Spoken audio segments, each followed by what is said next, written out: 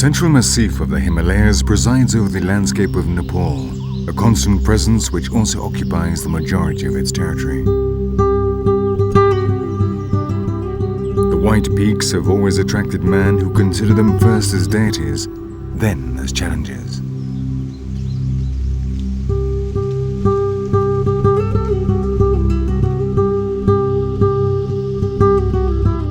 But further down, the secret forests of this part of the world conceal the most ancient of all legends. The human settlers of these valleys have had to find ways to survive on these sheer slopes. Along the slopes, they have created a safe place in which to grow their crops away from the wild beasts of the valley floor.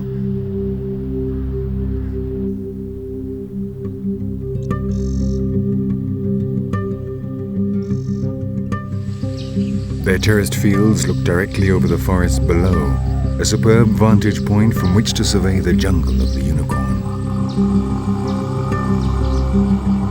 In 398 BC, the Greek historian Ctesias wrote a book about India and Nepal, and for the first time spoke of a wild beast which, to this day, continues to fascinate mankind.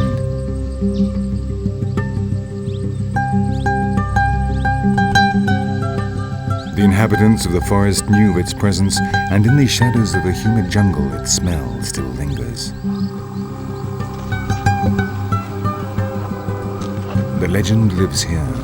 The magical creature with a single horn, spoken of in countless cultures, emerging from the mists of time, the most sought-after mystery.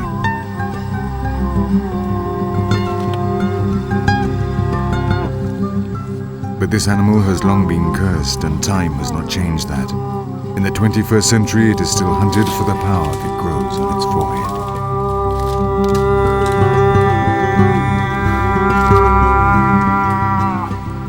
We are going to enter the enchanted forest, the birthplace of the legend. On the tracks of the unicorn.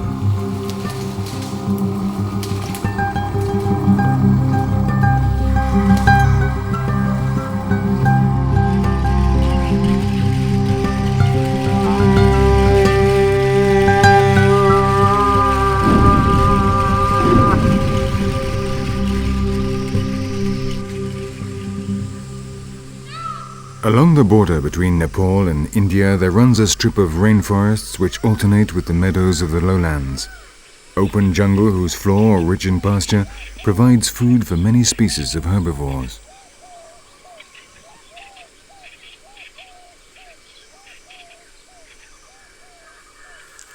After Africa, these forests possess the greatest variety of animal species in the world. And nonetheless, due to their inaccessibility, they remain virtually unknown. Large deer such as the sambars are the food of the king of the shadows.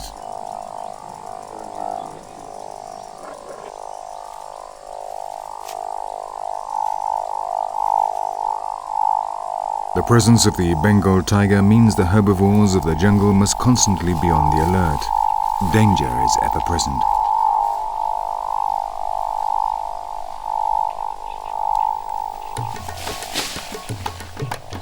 The pattern of the skin of this great feline forms part of the landscape as it hunts for the meat it needs to maintain its almost 300 kilos of striped body.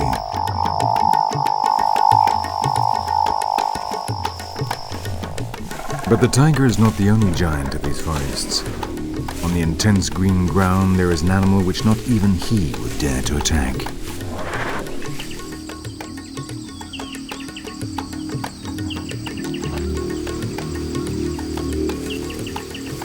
The gaur.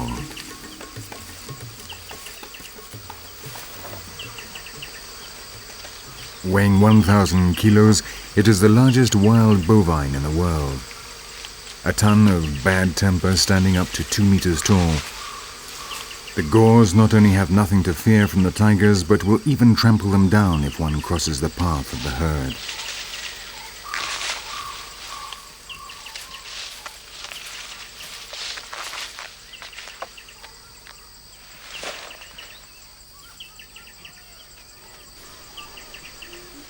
A less violent way to escape from the tiger is to climb up into the higher levels of the jungle.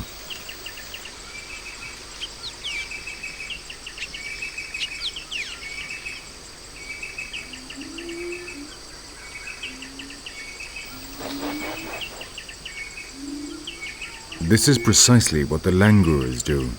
In India, these animals are sacred, as in their religion they are related to the monkey god, Hanuman. These primates are exclusively vegetarian, specialized in the consumption of leaves. Such a poor diet that they are forced to be constantly on the move across the roof of the jungle in search of a decent tree. More nutritious than leaves are these large flowers on which the hummingbirds feed. These birds are experts at extracting the sweet nectar contained inside the corollas, along with the tiny insects that seek refuge there.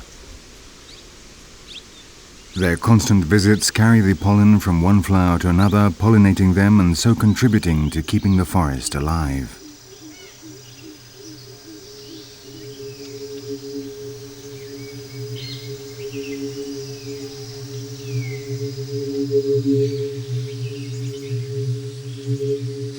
All these biological marvels were already here 2,000 years ago when the first travelers spoke of this land as a magical place inhabited by fantastic creatures, above all one in particular, the unicorn.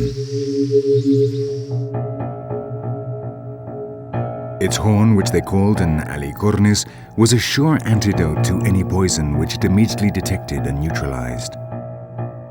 This made it greatly desired by kings and noblemen, always afraid of being poisoned.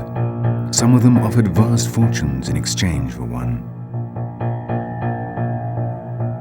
Romans and Greeks spread the myth, and thanks to a translation by Luther, it entered the Bible itself, where it is quoted 7 times.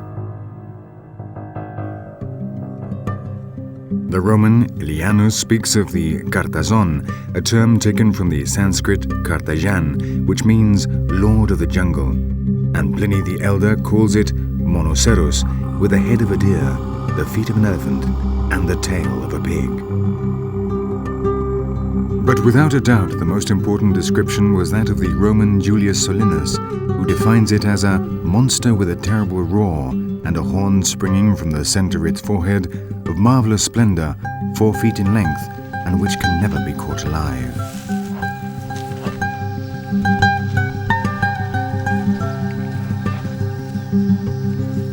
The chronicler's description was not far from reality. The myth lives here, and it is the Indian rhinoceros. Its means of defense was in fact imported into Europe until the end of the 18th century as unicorn horns, to be used as remedies for a wide range of illnesses, and this belief still continues in traditional Asian medicine. Its leathery skin was also used for defense by men in the form of shields for the soldiers. This armor plating protects them from attacks by tigers.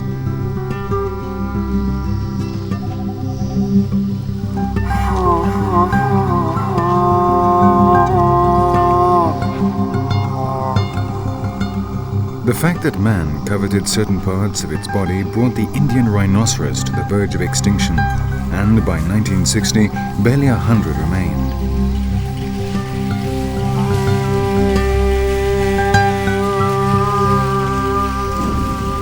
The massacre did not cease until 1976, when a division of the Nepalese army was given the task of protecting them from attacks by poachers.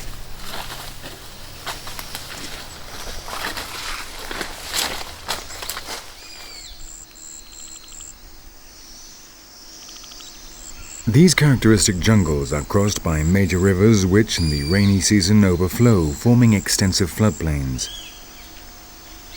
The climate is subtropical, with the summer monsoon accounting for 90% of the annual rainfall.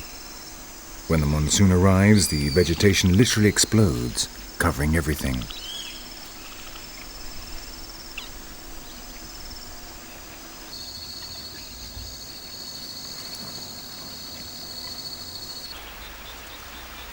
The flooded plains fill with elephant grasses, so called because of their size, as they grow up to 8 meters high.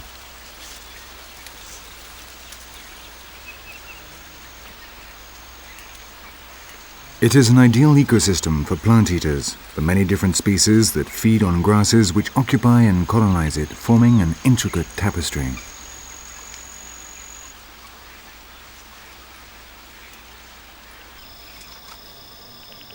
The incredible exuberance of the vegetation is hell for man, but not for the plant eaters who gorge themselves on the gigantic feast that covers everything.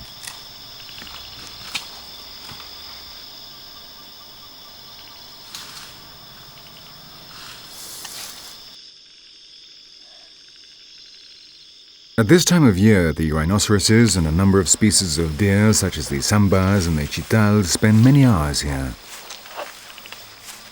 Just a few hundred years ago, the Indian rhinoceros grazed on all the floodplains of the Indus, the Ganges and the Brahmaputra, but now it has been reduced to just 2 national parks, Chitwan in Nepal and Kaziranga in India.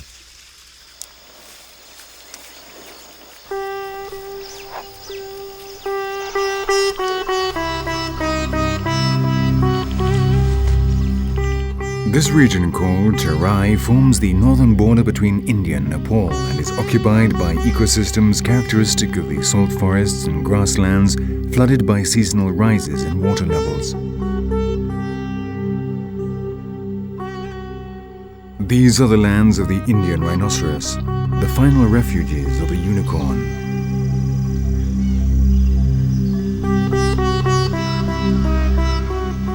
Here in the Kaziranga National Park, the river Brahmaputra floods over every year, fertilizing the entire plain with silt so rich that the vegetation is among the most exuberant, the variety of species among the greatest in the world. 3/4 of the park is then flooded, and when the waters retreat, innumerable swamps and marshes called bihils remain. This is when this wildlife paradise really comes alive.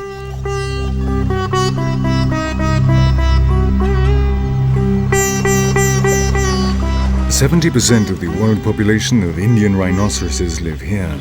For them and for the Asian elephants, water provides a refuge from the heat and a place in which their enormous body weight is a little easier to bear.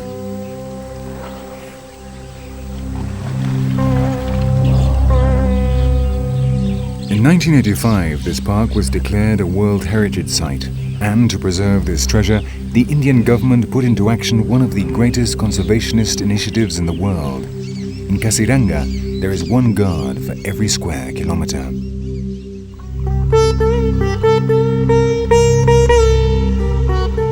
Another of the treasures of these jungles is the only animal capable of taking advantage of the meat of herbivores as large as the great buffaloes.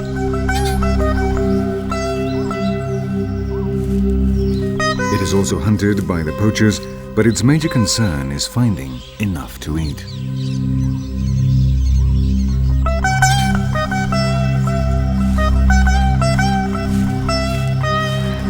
The presence of the tiger is the cause of one of the greatest problems, the coexistence of the national parks and the people who live close by them. In the country as a whole, at least 50 people die every year from tiger attacks, between 3 and 5 in Chitwan alone, almost always due to imprudence on the part of the victims. But the tiger avoids humans whenever it can. It would rather risk its life trying to bring down an enormous buffalo. This one has been badly injured in a fight with one of the great striped felines. Its hindquarters, its back and its face have been clawed and bitten, and it has lost an eye.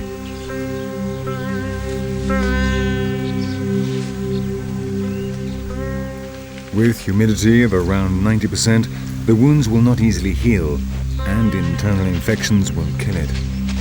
Separated from the herd, all it can do is wait for the tiger to return and finish off the job.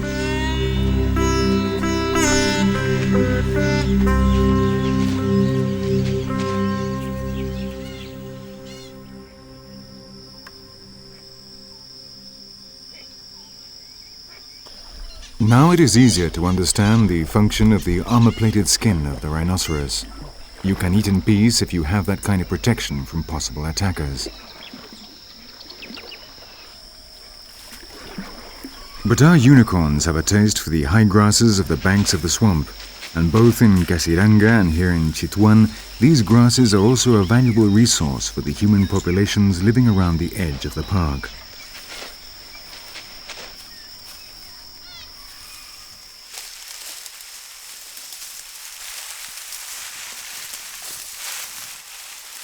Since 1973, when it was declared a national park due to the fact it was the only place in Nepal where rhinoceroses remained, a number of human settlements have been moved. The people transferred to more fertile places, without wild herbivores.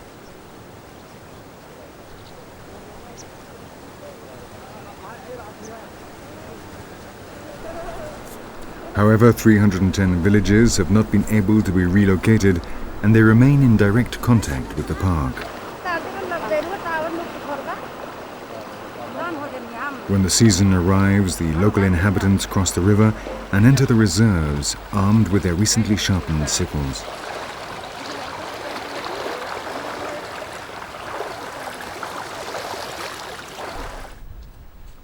Here they find what they're looking for.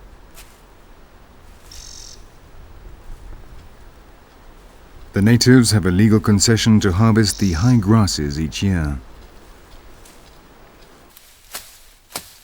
Around 60,000 people gather almost 11,000 tons during harvest time, which lasts for 15 days or so.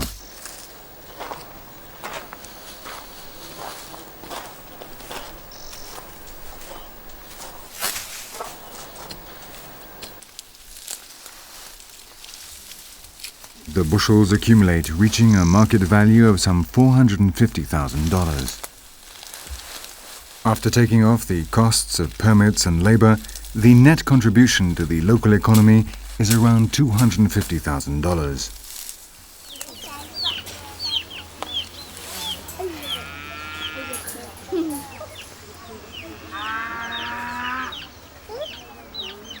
As well as the income from sales to the paper industry, the grasses are also a basic construction material for these people. They are also used to feed the domestic cattle, which cannot stray far in search of pasture for fear of being attacked by tigers.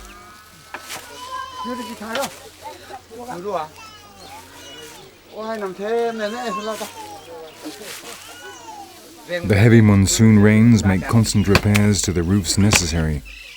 This is also done with dried grass.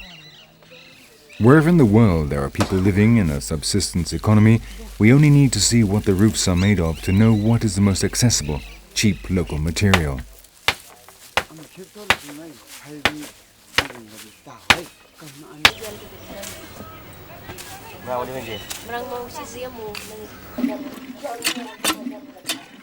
Underground water, clean and healthy, is fortunately abundant. And from this and the soil, the women make adobe, which of course also includes grass among its ingredients.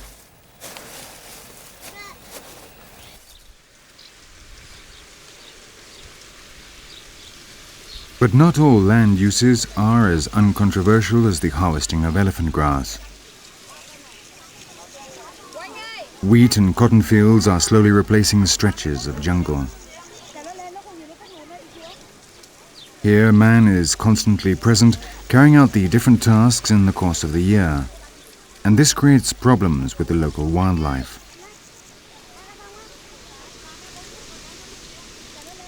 These towers, called machams, are watchtowers from which to spot wild animals.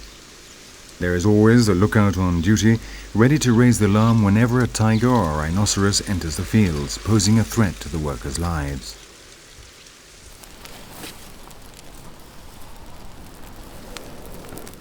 In reality, all the animals are doing is returning to places that were always theirs, but which little by little have been stolen from them by man, who knows how to turn to his advantage the greatest enemy of the jungle.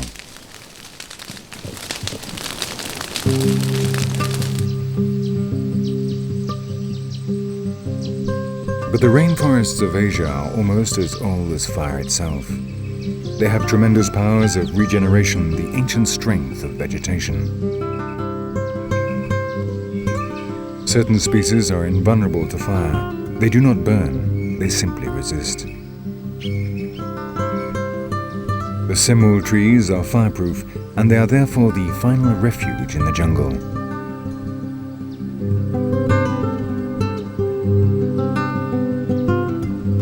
Chitwan means the heart of the jungle.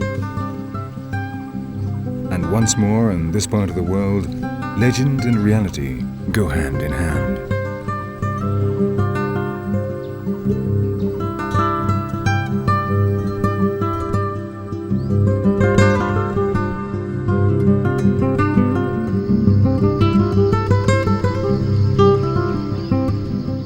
The fact that certain species burn and others don't favors the growth of the so-called secondary forest, different from the original jungle, clearer and with more light, in which grass is able to grow on the ground.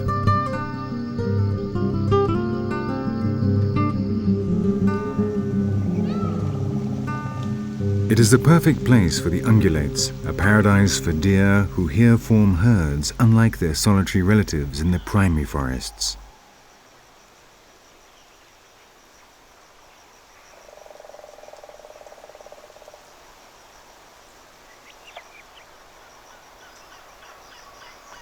The ancient inhabitants of the primitive jungle are forced to climb up ever higher in search of food.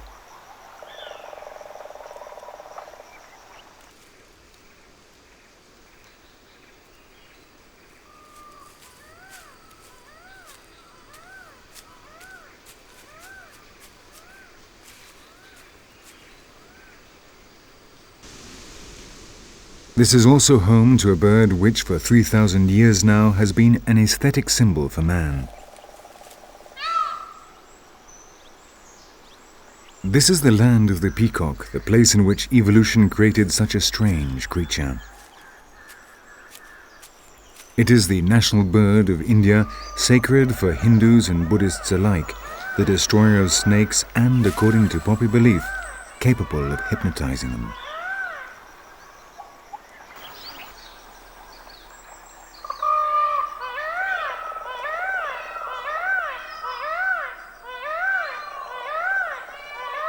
The characteristic territorial cry of the males warns rivals that this territory is occupied.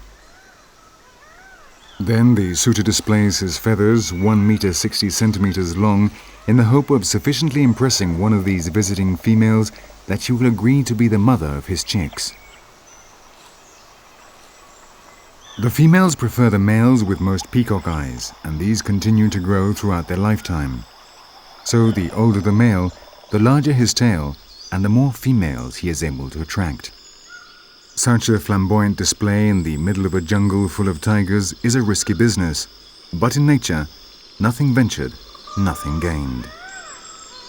And what is more, the more superbly decorated the males, the less they participate in rearing the chicks. See you around sometime, honey.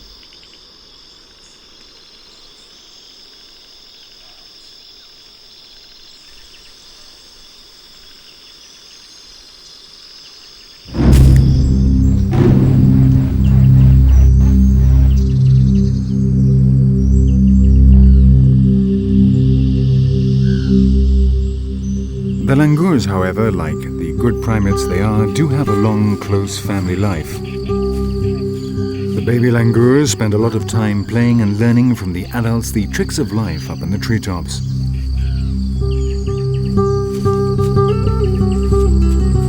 On the ground or up in the highest branches, the little ones jump and wave their arms, developing their binocular vision, which gives them extraordinary spatial balance. In their young brains, the neuronal connections are established which someday will save their lives when they have to flee from danger, swinging from branch to branch.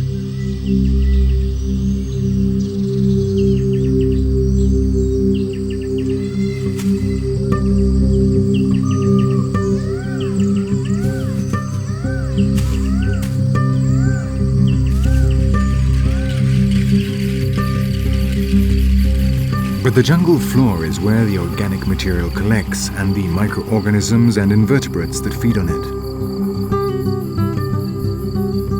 Simian societies can be just as complex as ours, but when it comes to organization, none is as perfect as this one, the termites.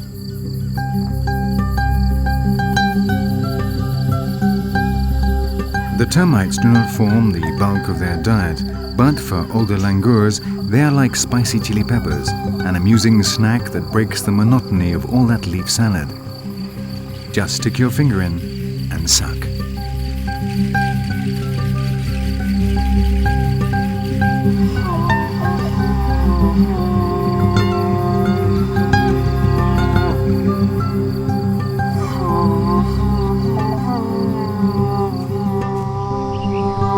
There are so many species of termite in these jungles that no one knows the precise number.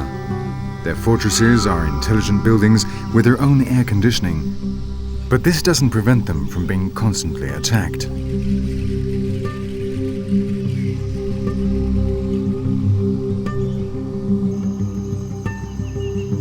These are sloth bears. Their characteristic thick, long lips are designed to literally suck up the termites from their holes.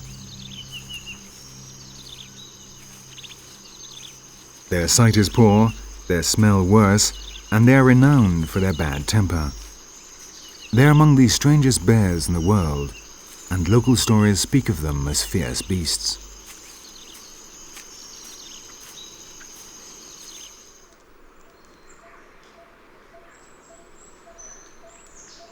The last jungles in Asia still contain so many mysteries that not a year goes by without it being discovered that an ancient legend really exists, or that a mythical animal has always lived here.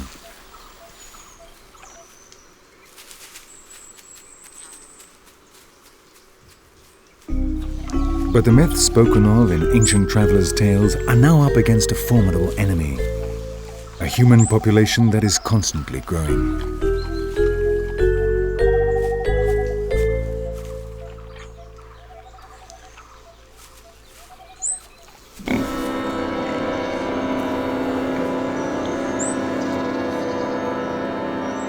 Like this giant boar, man and the great jungle stand looking each other in the face, not knowing what to do, unsure who will take the first step.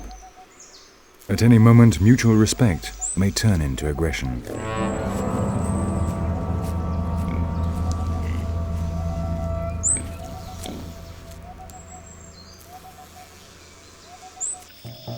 And what will happen to the unicorn then?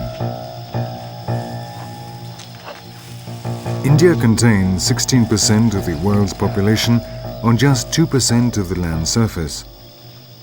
But the tradition of creating forest and nature reserves dates from the 4th century BC.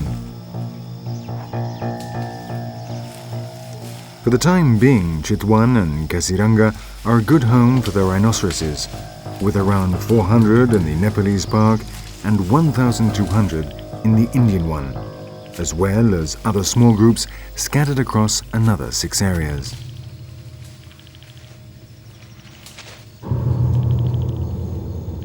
The total population estimated by the World Wildlife Fund in February 2000 is just 2,095 animals on the entire planet.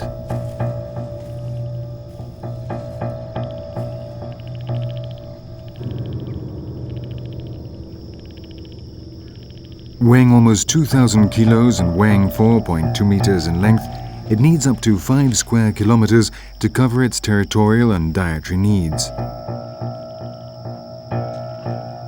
Its constant movements among the grass create an entire network of tracks which other animals take advantage of. It's hard to believe that such a formidable animal almost disappeared forever as the result of false, ridiculous, magical and medicinal beliefs, and what is more, beliefs held by people living far away from these animals' homeland.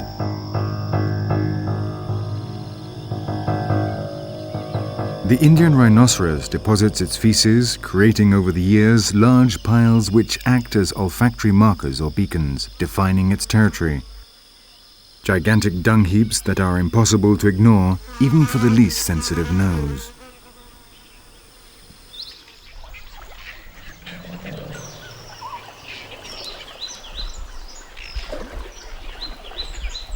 Rhinoceroses are essentially solitary animals, but when the males reach sexual maturity at 10 years of age, they fight even the females when they meet. During these rare encounters, even the elephants prefer to leave them to it. Scenes like this represent like few others the essence of the wild paradise of this part of the world.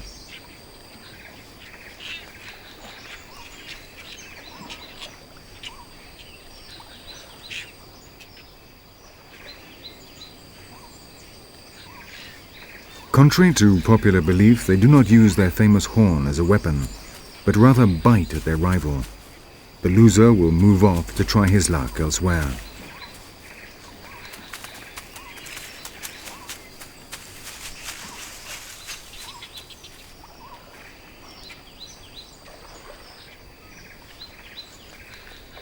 Another of the paradoxes of the ancient unicorn is that its horn is not the part of its body the Nepalese most appreciate.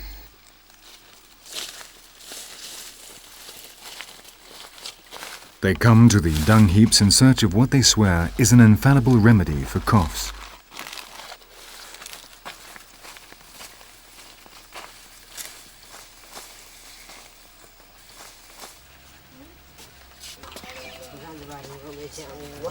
When you get home, nothing better than making yourself comfortable and enjoying one of the most highly prized products of the land. All you have to do is to spread out a piece of paper and sprinkle a little rhino dung on it.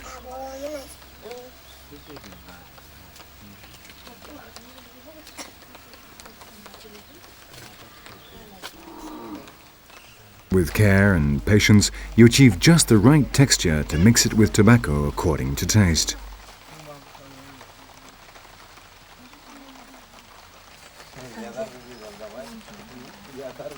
An exquisite cigarette containing the most select feces in the region. For them, the enormous piles of dung are a plentiful supply of the ingredients for the finest tobacco. Without a doubt, an exclusive luxury that only a few can enjoy. The taste of a legend would surely be a fitting advertising slogan.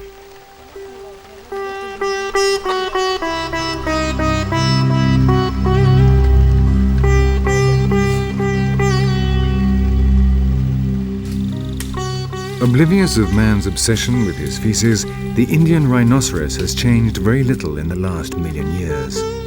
As they are basically unsociable, the typical group of rhinoceroses is this, a female with her child.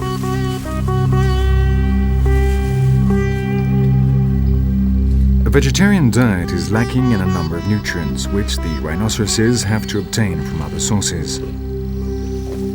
In certain places in the jungle, the soil is rich in mineral salts and trace elements, and so the mothers take their children there from when they are very young. They memorize the location, and so the knowledge of these secret places is passed down from one generation of rhinos to the next.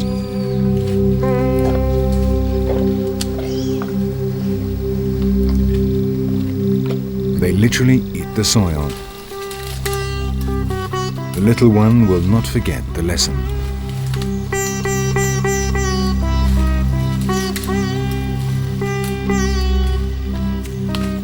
No one in the jungle would dare disturb a female rhinoceros with her young. Their ferocity and courage are almost as legendary as their horns.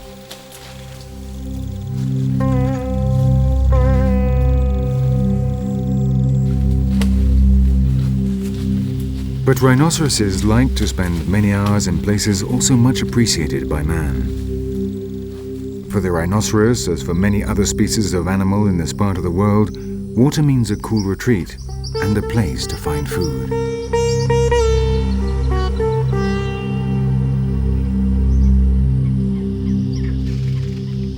In the river valleys and in all the low regions which are periodically flooded, these swamps are formed, covering immense areas along the banks of the Brahmaputra and the Ganges.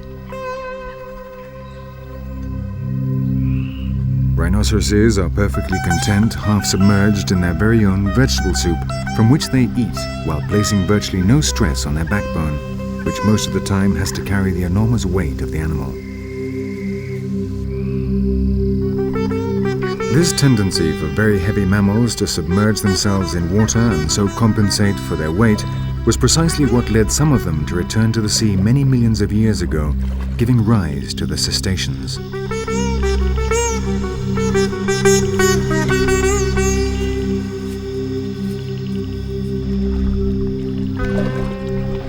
What cannot be denied is that rhinoceroses swim well and with evident satisfaction.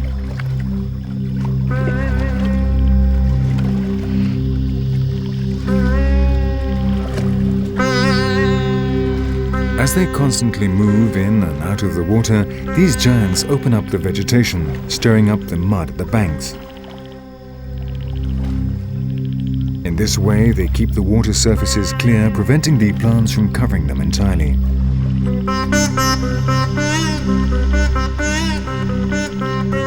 Without rhinoceroses and elephants, there would be much less open, available water, and the number of bird species in the region would be considerably reduced.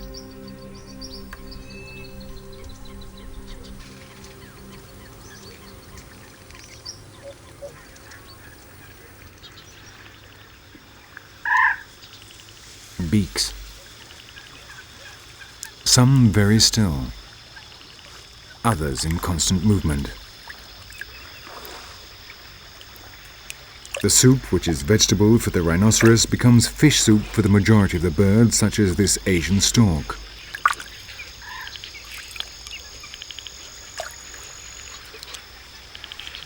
Or this heron, which prefers more decisive movements.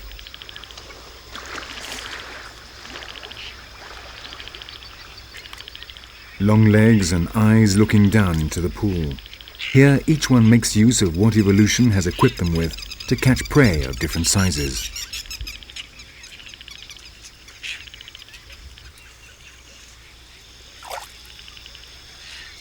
This male Asian jabiru is also a type of stork, and like all others in the family, is not adverse to scavenging when carrion is around, in this case the dead body of a coot. But neither its legs nor its beak are adapted to feeding on meat, and it'll have serious problems digesting something so large. Each animal has its own techniques. This is an Ananga, a type of long-necked cormorant, and it has a little problem. It seems to be offering its catch to the sun, but in fact it is warming up after fishing because its plumage is not completely impermeable.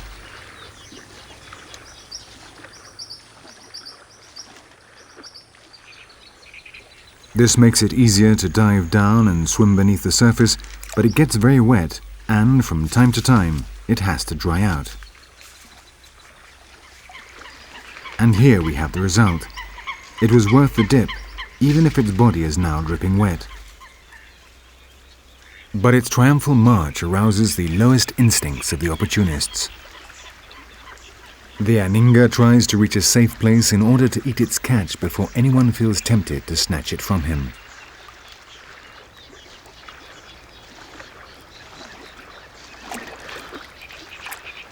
It is hardly elegant as it emerges from the water, and its problems are not over yet. The fish is stuck, and it will have to gobble it down, scales and all.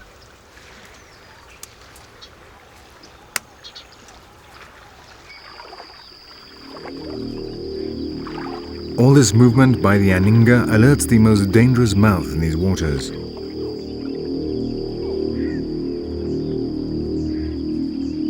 The marsh crocodile can be found throughout much of the Indian subcontinent. Over 4 meters in length, it shelters in holes and eats birds.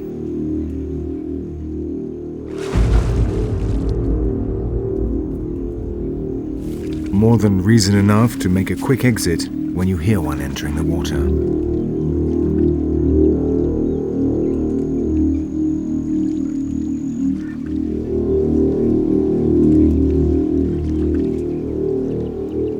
This enormous snout belongs to a close relative of the crocodile and an expert fisher. The gavial can reach up to 6.5 meters in length and is a zoological treasure that lives only in this part of the world.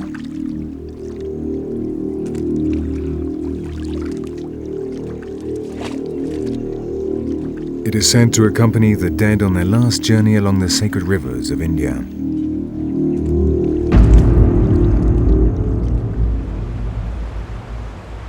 The shallow water courses are also the scene of hundreds of small dramas which often go unnoticed. These 2 toads of the Bufo genus are engaged in amorous activities, but they are being spied on by a very dangerous onlooker. A water snake like this one knows how to choose precisely the right moment. As it approaches, its forked tongue transfers the smells of the river to the olfactory receptors on its head. The slippery lovers add their body fluids to the water without suspecting this could be the last thing they ever do.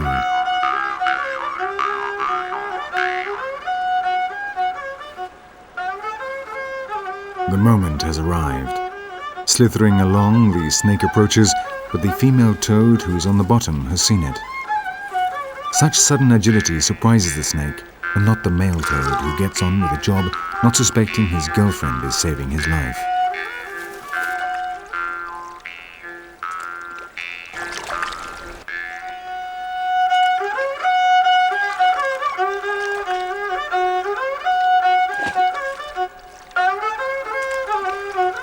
Maybe another time.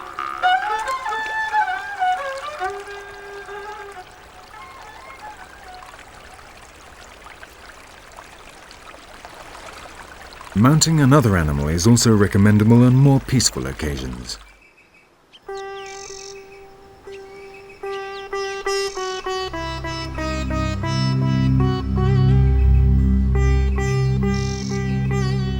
Tourists riding on elephants. The national parks of Chitwan and Kaziranga can be visited by anyone willing to sit atop the king of the jungle, emulating Hannibal himself. Since at least 2000 BC, elephants have been tamed and trained by man for construction, transport and war.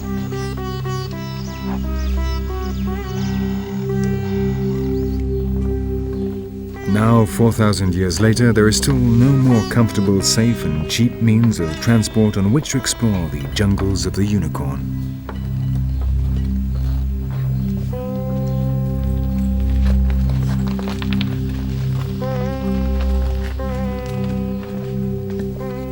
Up here, the visitors are safe from tigers and have a superb view of their surroundings.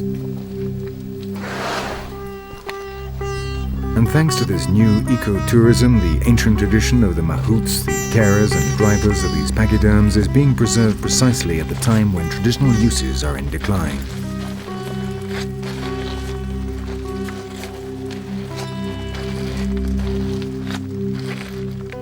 These men and their animals form close, lifelong bonds from the time the elephant is very young.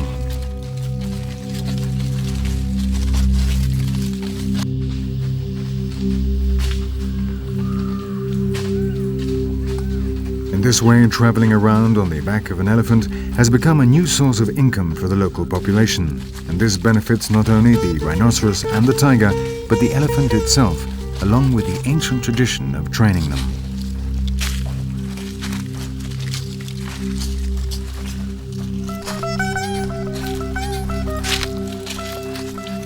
They are not noisy, do not contaminate, and when they stop working, they can be recycled.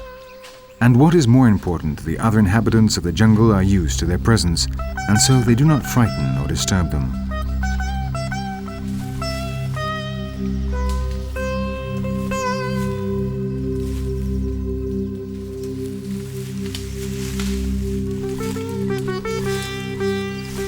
Precisely because of these advantages, men in the past used them to hunt down the rhinos. But as in many parts of the world, the Indians and Nepalese have realized that a live rhinoceros brings much more income than a dead one. A good trophy satisfies just a single hunter, while a live specimen can attract hundreds of amateur photographers.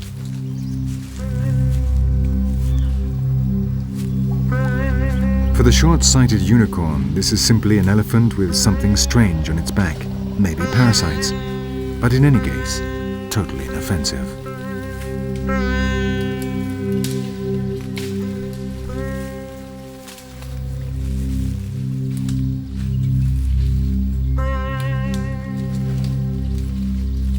Thanks to the elephant, we have been able to enter the world of the unicorn, a world whose nightmares have not changed much despite the passing of time.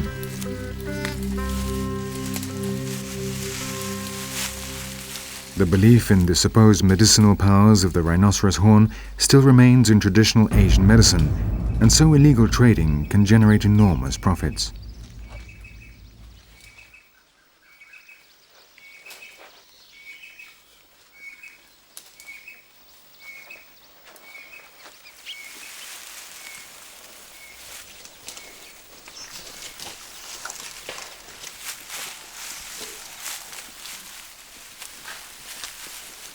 In Bangkok, a kilo of Indian rhinoceros horn costs over $16,000.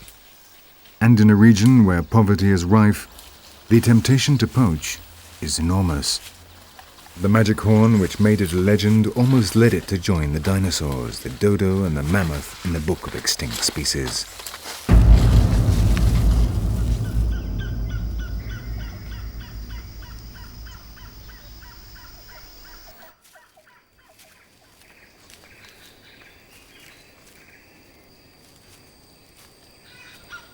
But these people are saving them.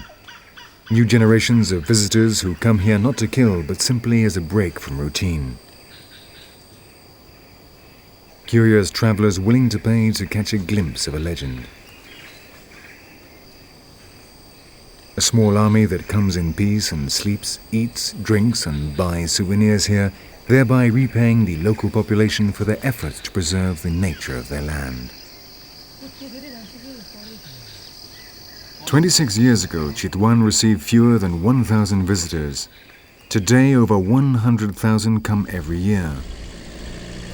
50% of the income generated by the park is used for the development of the human settlements around it, and people are encouraged to actively participate in conservation, training as wardens, guides, maintenance and catering staff.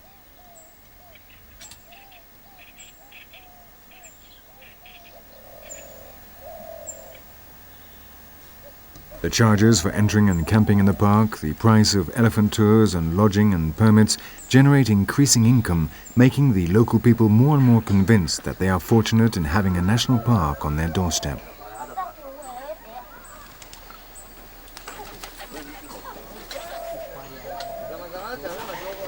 The informed visitor eagerly seeks out the most characteristic, distinguishing cultural traits of each region, appreciating not only nature, but also local customs and folklore.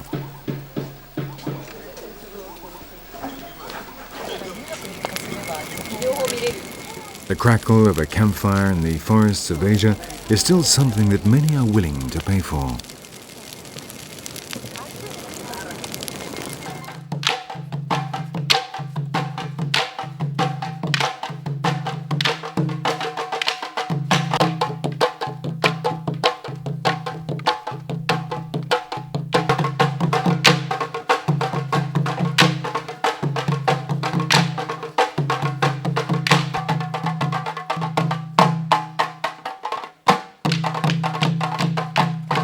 Perhaps it was all true. Perhaps this is the magic of the unicorn.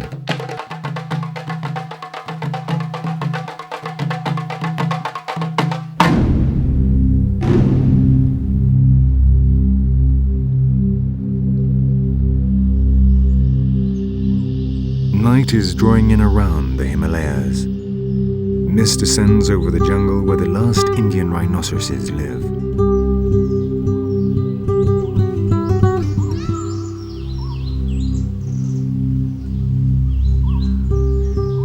The adult female and her child, who brings hope for the species, are heading into the thick of the jungle to spend the night. And another warden comes on duty.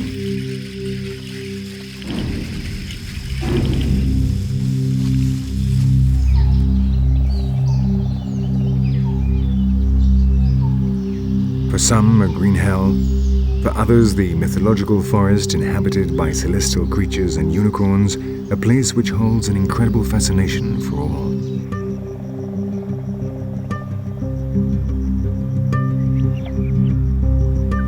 When the sun goes down, the sounds change. The spirits of the night awake to wander in the moonlight.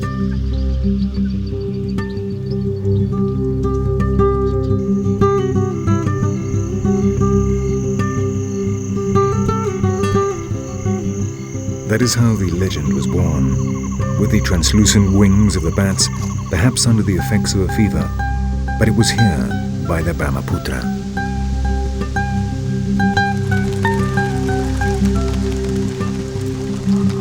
It was all true.